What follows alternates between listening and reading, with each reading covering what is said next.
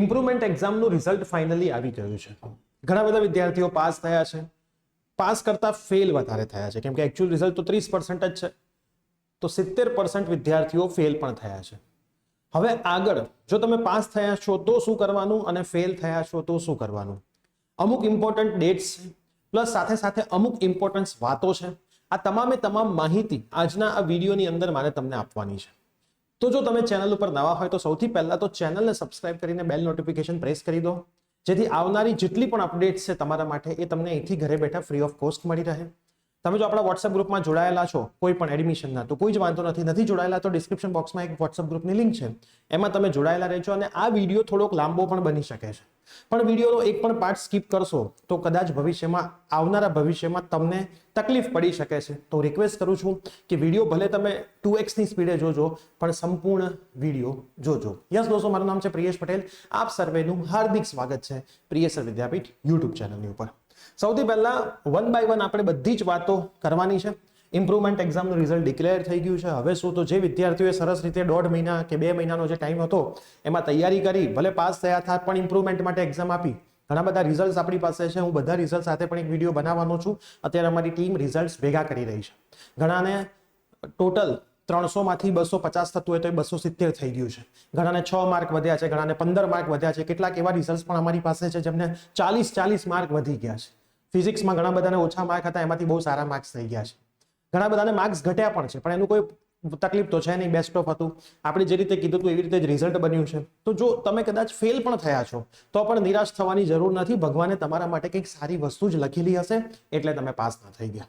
તો એ તમામ વિદ્યાર્થીઓને કોંગ્રેચ્યુલેશન છે કે જેમણે ઇમ્પ્રુવમેન્ટ એક્ઝામની પરીક્ષા આપી. એક્ઝામ આપવી ઇમ્પોર્ટન્ટ હોય છે. પાસ અને ફેલ તો એના એક બે ભાગ છે. કદાચ તમે પાસ પણ થઈ શકો, કદાચ ફેલ પણ થઈ શકે. એનાથી ગભરાવાનું ના હોય, એનાથી જીવન પૂરું નથી થઈ જતું. જો તમે રડ્યા હોય ગઈકાલે, તમારા પેરેન્ટ્સ પણ રડ્યા હોય, તો હું તો તમને એવું કહીશ કે હવે તમારે આંખો સાફ કરવાનો સમય આવી ગયો છે. કેમ કે આવનારી તકને તમે તો જ ઓળખી શકશો જો તમે તમારી આંખો સાફ કરશો. હજી પણ તમે તમારી આંખો ભીની રહેવા દીધી તો આવનારી એક પણ તક તમે ઓળખી નહીં શકો. હવે વન બાય વન આપણે વાતો કરવાના છીએ. સૌથી પહેલા તો તમે પાસ છો કે ફેલ છો એ તમને ખબર કેવી રીતે પડે? તો જો તમે પાસ હશો તો ઉપર રિઝલ્ટમાં એવું લખ્યું હશે એલિજિબલ ફોર ક્વોલિફાઇંગ સર્ટિફિકેટ. આવું એક નાનકડું વાક્ય ઉપર જ લખ્યું હશે. અને જો તમે ફેલ હશો તો એવું લખેલું હશે નીડ્સ ઇમ્પ્રુવમેન્ટ. રિઝલ્ટની બાજુમાં આ બે શબ્દો જોઈ લેવાના. હવે માર્કમાં એકચ્યુઅલમાં કેવી રીતે હોય છે? 33 માર્કે પાસિંગ હોય. કેટલા માર્કે?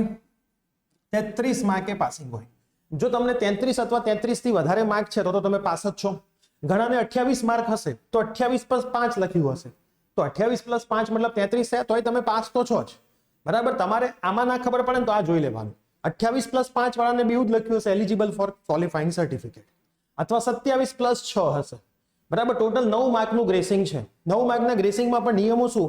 માની લો કે કોઈક વિદ્યાર્થીને ફિઝિક્સમાં 25 છે અને કેમિસ્ટ્રીમાં 25 છે, તો 33 થવા માટે કેટલા ખૂટે છે? તો કે ભાઈ 25 ને 5 6 7 ને અહીંયા 8 ખૂટે છે અને અહીંયા 8 ખૂટે છે. ટોટલ કેટલા ખૂટે છે? 16. તો ગ્રેસિંગ ના મળે. તમે એમ કહો કે સાહેબ એક વિષયમાં આપી દો ને, એકમાં તો 9 આપી દેવાય ને એકમાં ફેલ કરી દો. ના, એવું ના હોય.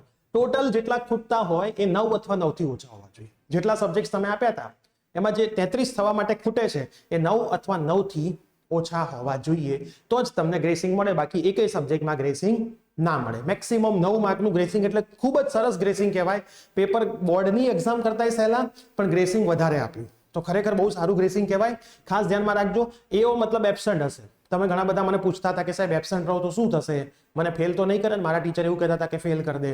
જો બેટા, આપણું પ્લેટફોર્મ છે એ એક્ટિવ પ્લેટફોર્મ છે. આપણે ઘણા બધા એવા ટીચર્સના કોન્ટેક્ટમાં છીએ જે ગુજરાત બોર્ડના છે, સ્કૂલના પણ છે, કે જેમને પરફેક્ટ માહિતી ખબર હોય છે. અને એ બધાને આપણે પરફેક્ટ પૂછી લઈએ, બોર્ડના સર્ક્યુલર વાંચીને તમને માહિતી આપતા હોઈએ. તો આપણે ક્લિયર કીધું હતું કે તમે એબસન્ટ રહેશો તો માર્ચના માર્ક ગણાઈ જશે. બરાબર? તમે 5 વિષયના ઇમ્પ્રુવમેન્ટના ફોર્મ ભર્યા છે, 2 આપશો તોય ચાલશે, 3માં એબસન્ટ રહેશો તોય માર્ચના ગણાશે. એ બધું એવું જ થયું છે. આપણે તમને પહેલા પણ કીધું હતું કે તમારી માર્કશીટ બનશે માર્ચ, પછી જૂન, જુલાઈ અને એનું નેટ. તો એવી રીતે તમારી માર્કશીટ બની છે. તો આપણે જે તમને બધી જ વાતો કરી હતી એ પરફેક્ટ વાતો છે. એટલા માટે હું તમને કહું છું કે ભાઈ પરફેક્ટ યુટ્યુબ ચેનલ જે હોય એનો ભરોસો રાખો. તમારા સ્કૂલના ટીચરો પર, અમુક પ્રિન્સિપાલને આ બધી વસ્તુઓની ખબર નહોતી. બરાબર? આ જે ફોર્મ ભરાતા હતા ને ત્યારે 4-5 સ્કૂલના પ્રિન્સિપલ જોડે મેં સ્ટુડન્ટ્સ મને ફોન કરાવડાવ્યો, તે પ્રિન્સિપાલ જોડે મારે બોલવાનું થઈ ગયું હતું કે ભાઈ તમે સ્ટુડન્ટ્સના ભવિષ્ય માટે બેઠા છો કે એમનું ભવિષ્ય અંધકારમય કરવા બેઠા છો? બોર્ડે ચાન્સ આપ્યો છે તો એ લોકો એવું એમને કહેતા હતા કે ઇમ્પ્રુવમેન્ટ એક્ઝામ એ જ આપી શકે જે ફેલ થયા હોય. ઇમ્પ્રુવમેન્ટ એક્ઝામ આપો તો માર્ચનું રિઝલ્ટ ના ગણાય.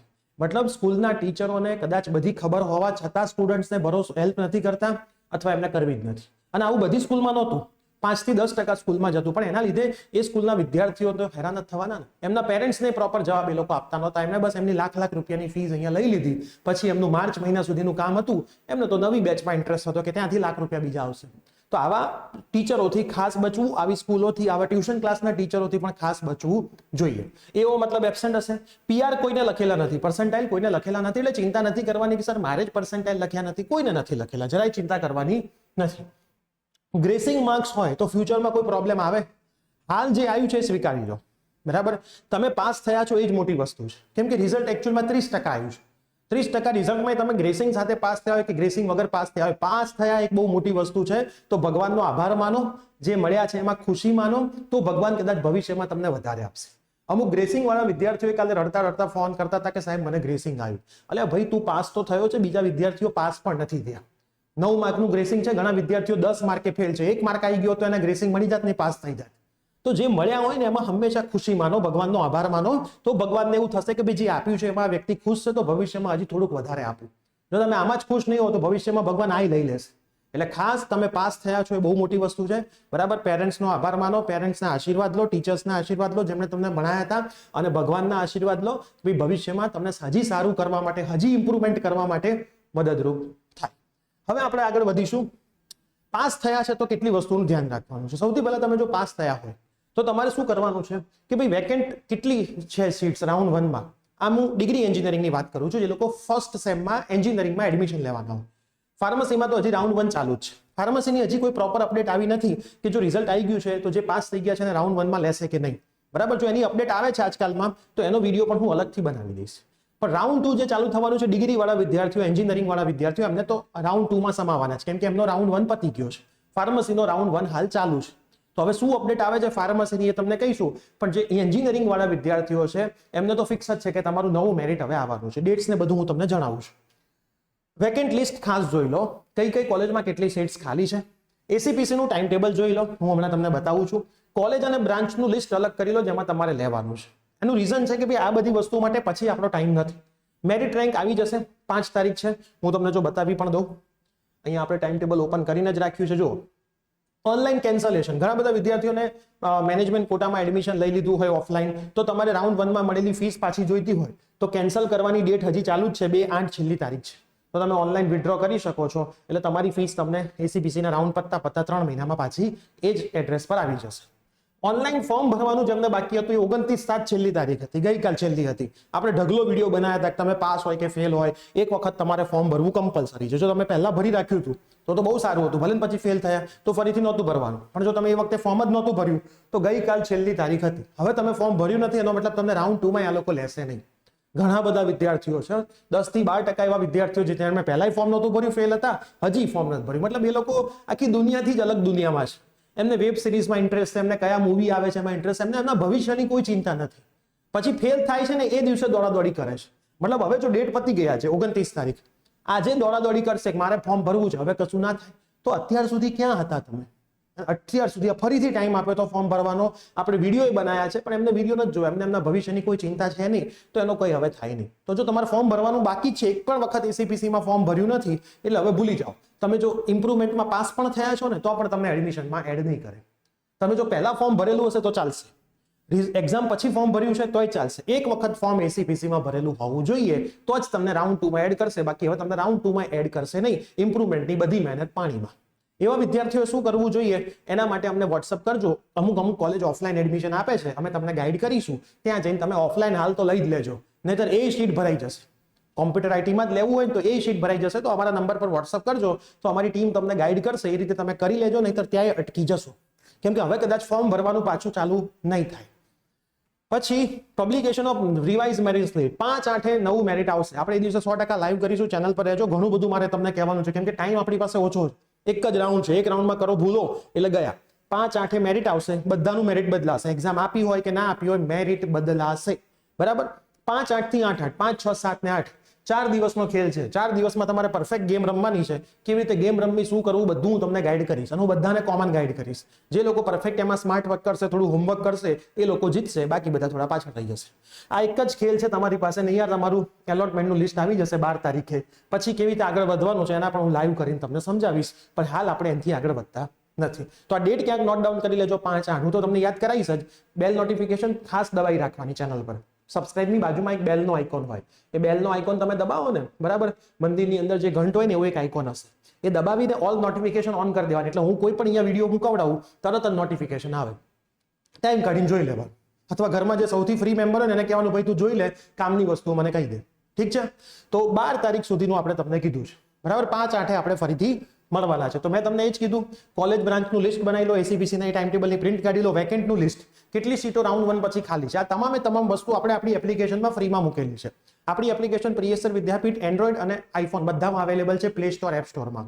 પ્રિયસર વિદ્યાપીઠ લખશો, એપ્લિકેશન આવશે, ડાઉનલોડ કરો, લોગિન કરો. તમને હોમ પેજમાં એપ્લિકેશનમાં માય કોર્સ દેખાશે, એક માય કોર્સનું બોક્સ. એમાં ક્લિક કરશો ને એટલે એસીપીસીનો એક કોર્સ દેખાશે. એમાં ક્લિક કરશો એટલે તમારે શેમાં જવાનું? એસીપીસી એડમિશન 2024માં જવાનું. એમાં 3જા કે 4થા નંબરનું એક બોક્સ હશે. એમાં તમે જશો ને તો પહેલું જ એક ડિગ્રી, એમાં ડિગ્રીમાં પહેલું જ એક મૂકેલું છે વેકેન્ટનું પીડીએફ. કેટલી સીટ્સ રાઉન્ડ 1 પછી વેકેન્ટ છે, ડાઉનલોડ કરીને પ્રિન્ટ કાઢી લો. એના પછીનું રાઉન્ડ 2 નું એક ફોલ્ડર હશે, એમાં ટાઈમ ટેબલ પણ હશે. આવ્યું એ ટાઈમ ટેબલની પણ પ્રિન્ટ કાઢી લો. તમે એપ્લિકેશનમાં લોગિન કરીને હેલ્પમાં ખાલી એવું ના લખતા કે એસીપીસીનું ટાઈમ ટેબલ, એવી રીતે કોઈ તમને ત્યાં હેલ્પમાં હેલ્પ નહીં કરે. તમને આ પાથ બતાવી દીધો છે. હોમ પેજમાં જવાનું, માય કોર્સમાં જવાનું, એસીપીસીના એમાં ડિગ્રીમાં જવાનું, ડિગ્રી એડમિશન 2024માં જવાનું. 23 નહીં 24 ચાલે છે. 24માં જવાનું એટલે પહેલું બીજી ફાઇલ છે. તમે સરસ રીતે આપણે પહેલા બેજ મૂકી દીધી છે. એના પછી મેરિટ રેન્ક આવે એટલે તમને કહીશું. ફોર્મ ભરવાની પણ મેં તમને વાત કરી દીધી. રિઝલ્ટ તમારે ક્યાંય હાલ અપલોડ કરવાનું નથી. કશું એસીપીસીની નોટિફિકેશન આવી નથી રિઝલ્ટ, અને કદાચ એ અપલોડ નહીં જ કરાવે, એ ઓટોમેટિક તમારું રિઝલ્ટ ફેચ કરી લેશે. તમારા સીટ નંબર ઓટોમેટિક સેટ થઈ જશે. બધું ગુજરાત બોર્ડ પાસેથી એ લોકો લઈ લેશે. તમારે કશું કરવું પડશે નહીં. ઠીક છે? આ વસ્તુનું ખાસ ધ્યાન રાખજો. અને ટાઈમ આપણી પાસે નથી. જે નથી એ ટાઈમ નથી. નોલેજ હું તમને આપી રહ્યો છું, હોમવર્ક તમારે કરવાનું છે. મેઇન છે ટાઈમ ઓછો છે આપણી પાસે. કેમ કે જે દિવસે મેરિટ આવશે ને એ દિવસે જ રાઉન્ડ 2 ચાલુ થઈ જશે. તો મેરિટ પછી આપણે 5-7 કલાકનું હોમવર્ક કરવું પડશે કે મેરિટ પ્રમાણે રાઉન્ડ 1માં ક્યાં ક્યાં આપણને મળે છે, સીટ ખાલી છે, હું તમને શીખવાડીશ. પણ એ ટાઈમ આપણી પાસે ઓછો હશે. એટલે 5/8નો દિવસ આપણા માટે ખૂબ જ અગત્યનો દિવસ છે. 5 ઓગસ્ટનો દિવસ. હવે જો તમે કદાચ ફેલ થયા છો તો તમારી પાસે કેટલા ઓપ્શન્સ છે. જો તમે ફેલ થયા છો તો 10th પછી તમે ડિપ્લોમા સ્ટાર્ટ કરી દો. બરાબર? તમને ઘણીવાર એવું થાય કે સર ના, મારે 12th જ કરવું છે. હું તમને એક ઓપ્શન આપું છું. 10th પછી ડિપ્લોમા ચાલુ કરી દો. એટલે 1 વર્ષ તમારું બગડશે નહીં. સાથે સાથે તમે 12thની તૈયારી ચાલુ રાખો. ઘણો બધો ટાઈમ હોય, 24 કલાક એટલે બહુ ટાઈમ કહેવાય. 12thની તૈયારી ચાલુ રાખો. આવતા વર્ષે તમે ફરીથી 12thની એક્ઝામ આપો. પાસ થઈ જાવશો તો ડિપ્લોમા બંધ કરી દેજો, ડિગ્રીમાં એડમિશન લઈ લેજો. જો પણ આવતા વર્ષે ગુજકેટ કમ્પલસરી ફરીથી આપજો. ગુજકેટ કમ્પલસરી ફરીથી આપવી પડે, નહીં તો એમાં અટકી જશો. આ વર્ષનું રિઝલ્ટ આવતા વર્ષે ન ચાલે. બરાબર? એટલે ગુજકેટ આપવાનું ભૂલતા નહીં. ચેનલ પર રહેજો એટલે આપણે વિડીયો બનાવીશું, બધી માહિતી મળશે. ફ્રીના સેશન્સ થશે તો એની માહિતી પણ મળશે. જો 12thમાં પાસ નથી થતા તો તમારા ડિપ્લોમાનું 1 વર્ષ તો પતી જશે. તો એનો મતલબ તમે એક બંદૂકની ગોળીથી 2 નિશાન રાખ્યા કે 12thમાં પાસ થાય તો ડિગ્રીમાં લઈ લઈશું, નહીં પાસ થાય તો ડિપ્લોમાનું 1 વર્ષ તો સરસ રીતે પૂરું થયું.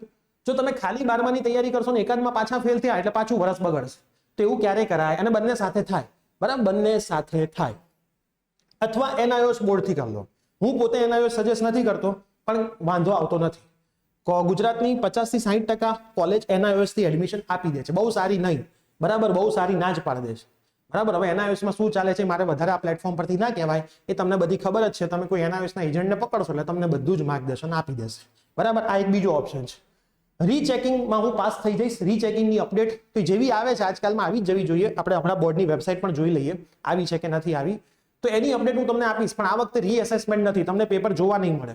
ખાલી રીચેકિંગ મતલબ એ લોકો ટોટલ ચેક કરશે. એમાં 5% જ ચાન્સ હોય છે કોઈ વિદ્યાર્થી પાસ થાય. ટોટલ ખોટા હોવાના ચાન્સ બહુ ઓછા હોય છે. બરાબર? કઈ પ્રશ્ન ચેક કરવાનો ચાન્સ રહી ગયો એવું ઓછું હોય છે. એમસીક્યુમાં તો કશું થશે જ નહીં, બી સેક્શનમાં થાય, પણ એના ચાન્સ 5% હોય છે. હવે સાથે સાથે આપણે ગુજરાત બોર્ડની વેબસાઇટ પણ જોઈ લઈએ કોઈ અપડેટ આવી છે કે નથી આવી રીચેકિંગ કે રીએસેસમેન્ટની. બરાબર? બોર્ડની વેબસાઇટ, બોર્ડ વેબસાઇટ. ઓકે. પરિણામ બાદની કાર્યવાહી, સામાન્ય વ્યવસાયલક્ષી પરિણામ, ઉચ્ચતર માધ્યમિક સામાન્ય વ્યવસાયલક્ષી પ્રવાહ. ચલો, રિઝલ્ટની હાઇલાઇટ છે, જનરલ છે, એસએસસી હાઇલાઇટ છે. ઓકે. ગુજકેટ 2000 તારીખ. ઓકે. ચલો, આને ઓપન કરીને એક વખત ચેક કરી લઈએ કોઈ આવી છે અપડેટ. ચલો, હજી સુધી ગુણ ચકાસણી થશે.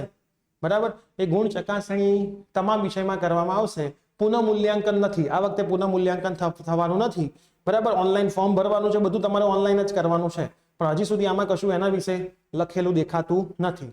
ઓકે, 100 રૂપિયા હશે, ગુણ ચકાસણીના 100 રૂપિયા હશે. પરિણામ જાહેર થયા બાદ વિગતવાર માહિતી બોર્ડની વેબસાઇટ પર મૂકવામાં આવશે. એક વિષયના 100 રૂપિયા છે ને ઓનલાઈન જ થવાનું છે, બરાબર. જ્યારે પણ માહિતી મૂકશે ત્યારે અમે પણ તમને એની માહિતી આપી દઈશું. હજી સુધી કંઈ આવી નથી. તો આ મેં તમને ફેલ થયેલા વિદ્યાર્થીઓએ શું કરવું. જો ફેલ થયા હશો, રડ્યા કરશો, કોઈ ફાયદો નથી.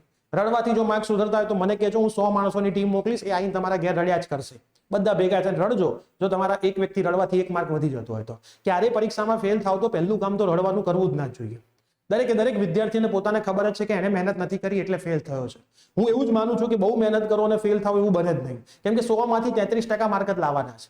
33% માર્ક તો તમે મહેનત કરી હોય એટલે આવી જ જાય. હા, કદાચ એવું થઈ શકે કે 90+ ધાર્યા હોય ને 85 આવે તો રડવું જોઈએ કે ભાઈ આટલી બધી મહેનત કરવા છતાંય 5 માર્ક ખૂટ્યા, બરાબર. બાકી મહેનત કરો. હું બધા વિદ્યાર્થીઓને ખાસ કહીશ કે તમે તમારા પેરેન્ટ્સને ખોટા સપના ના બતાવો, બરાબર. ઘણા પેરેન્ટ્સ મને એમ કહે છે કે મારો છોકરો રાત્રે 2-2 વાગ્યા સુધી વાંચતો હતો ને ફેલ થયો. હું આ વસ્તુને સ્વીકારતો જ નથી. રાત્રે 2 વાગ્યા સુધી તમે જો વાંચતા હોય તો તમે 33 માર્ક તો લાવી શકો. અમારા ટ્યુશનની અંદર એવા ઘણા બધા વિદ્યાર્થીઓ છે કે જે જરાય નહોતા વાંચતા, તો એમને છેલ્લા 2 દિવસ તો દિલથી મહેનત કરી લીધી, ફિઝિક્સમાં પાસ થઈ ગયા. અને એવું નહીં કે ગ્રેસિંગ સાથે કે 33 માર્કે 50 માર્ક 55 માર્કે પાસ થયા છે. એના ઉદાહરણ પણ મારી સામે છે. એમને તો મેં કહી દીધું કે બેટા તું તો ફેલ જ થઈશ, અને એ છેલ્લા 2 દિવસ મહેનત કરીને પાસ થયો છે. તો હું તમારા દરેક સ્ટુડન્ટને કહીશ કે પેરેન્ટ્સને ખોટા સપના ક્યારેય ના બતાવો કે હું બધું લખીને આવ્યો તો કે મેં આમ લખ્યું હતું. સત્યનો સ્વીકાર કરો, બરાબર. સાચું સ્વીકારવું એ સૌથી અઘરી વસ્તુ છે, પણ સ્વીકારતા શીખી જશો તો જીવનમાં આગળ વધશો, નહીતર ક્યારેય જીવનમાં આગળ નહીં વધો. લોકોને તમે ખાલી જગ્યા જ ઓલવેઝ બનાવશો, બરાબર. એટલે એ ના કરો ને તમારી જાતને તો ઓલ ઇઝ વેલ કહેવાનું બંધ જ કરી દો, બરાબર. પોતાની જાતને તો આપણે ખબર જ છે કે આપણી કઈ ભૂલો હતી એના લીધે ઇમ્પ્રુવમેન્ટમાં ફેલ થયા. તો આ વસ્તુ તમે ખાસ ધ્યાન રાખજો, નહીતર આગળ નહીં વધો. 12th ની તૈયારી તમારે કદાચ ફરીથી કરવી છે, એવું છે કે સાહેબ 12th ની તૈયારી ફરીથી કરી લેવી છે, તો આપણી પ્લેટફોર્મ પર બધા જ કોર્સ અવેલેબલ છે.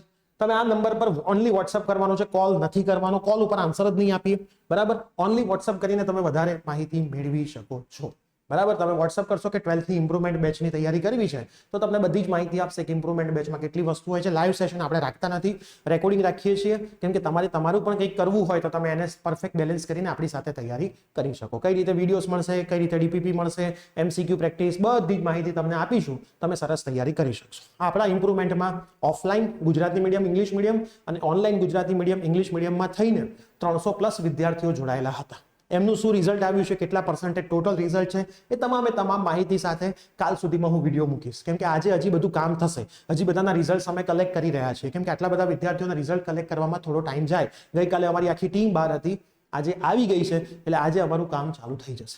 તો એ પણ હું તમને બતાવીશ કે કેટલા વિદ્યાર્થીઓએ કેટલા માર્કમાં ઇમ્પ્રુવમેન્ટ લાવ્યા છે, અને એ ઇમ્પ્રુવમેન્ટ મોસ્ટ ઇમ્પોર્ટન્ટ હોય છે. તો આઈ હોપ તમને અને રાઉન્ડ 2 માટેનો લાઈવ સેશન આપણે બહુ જલ્દીથી કરીશું, મોસ્ટ પ્રોબેબલી 5-8 જ કરીશું, જેથી તમારો એક પણ દિવસ વેસ્ટ ના થાય. તો ચેનલ પર બનેલા રહેજો, એટલે એક પણ માહિતી તમારી અહીંથી જાય નહીં. તો તમામ માહિતી ઇમ્પ્રુવમેન્ટ એક્ઝામ પછીની મેં તમને આપી દીધી છે. આઈ હોપ હવે એક પણ માહિતી કદાચ તમારી બાકી નહીં હોય, બરાબર. PR માટેનું હજી અટકેલું છે, પર્સન્ટાઇલ કેવી રીતે ગણાશે, શું છે. આમ તો બેસ્ટ ઓફ 2 ના ત્રીજા ખાનાથી જ ગણાવવાના છે, ત્રીજા ખાના પ્રમાણે PR આવશે, પણ હજી સુધી કંઈ આપ્યા નથી રિઝલ્ટ્સમાં એ લોકોએ, પણ ગણાશે તો તમારું છેલ્લું ખાનું. તમે એક્ઝામ જ નહોતી આપી તો પહેલું માર્ચ વાળું, એક્ઝામ આપી છે તો છેલ્લું ખાનું તમારું ગણાશે. 3rd નંબરનું ફાઇનલ જે બન્યું હતું, તો સરસ રિઝલ્ટ તમે લાવ્યા છો. ફરીથી બધાને કોંગ્રેચ્યુલેશન. આવી જ રીતે જીવનમાં આગળ વધતા રહો અને ચેનલ પર બન્યા રહેજો, એટલે એક પણ માહિતી તમારી મિસ ના થાય. વિડીયો જો તમને ગમ્યો હોય તો તમારા બધા જ મિત્રોને શેર કરી દેજો, જેથી એમને પણ આઈડિયા આવે કે હવે આગળ એમની ફ્યુચર માટે એમણે શું કરવું જોઈએ. મળીએ છીએ આવા જ કોઈ નવી અપડેટ સાથે. Bye, take care.